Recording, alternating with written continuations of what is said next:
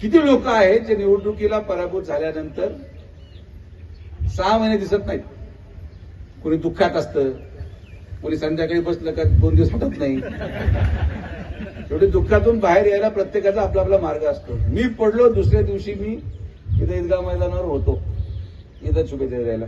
आणि शेवट एवढंच सांगतो की या शिर्डी विधानसभा मतदारसंघाच्या पूर्ण बॉर्डरवर मी तुम्हाला आवर्जून सांगतो, जर इथं कोणीही धर्माच्या नावावर आणि जातीच्या नावावर द्वेष पसरण्याचं काम केलं तर मग तुमची गाठ माझ्याशी आहे हे तुम्हाला मी स्पष्ट सांगतो.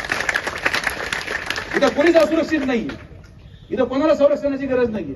इथं हिंदूंना गरज नाही, इथं मुसलमानांना नाही. वर्षानुवर्ष आपण एकामेकाबरोबर राहिलोय. आज अचानक का संरक्षण पाहिजे? कोणत्या जातीच्या माणसाचं काम जात विचारून केलं जातं?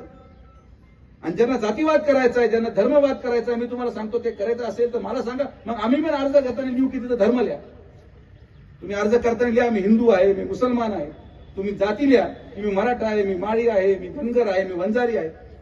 तुमच्या मतदारसंघात 30 वर्षापासून तुमच्या नेतृत्वाने तुमचं काम करत असताना तुमची जात विचारली नाही तर ती जातीचं जे काही विष काही लोक पसरवण्याचं काम करतात, अजिबात नाही. आपण समृद्ध आहोत आणि शिर्डी मतदारसंघ हे उदाहरण देशाला पाहिजे की हे एकमेव मतदारसंघ आहे की आपण साईबाबाच्या भूमीमध्ये आहोत.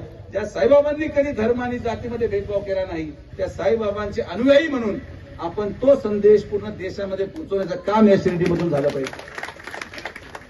सर्वसामान्य माणसाला, तो मुसलमान असो किंवा हिंदू असो, 65 वर्षाच्या पुढे तिला ढोल लागतं, तिला काही फरक पडत नाही की काय चाललंय टीव्हीवर. मराठा असो माळी असो, तिला जर गरीब झोपडीमध्ये धान्य पाहिजे असेल तिला काही फरक पडत नाही.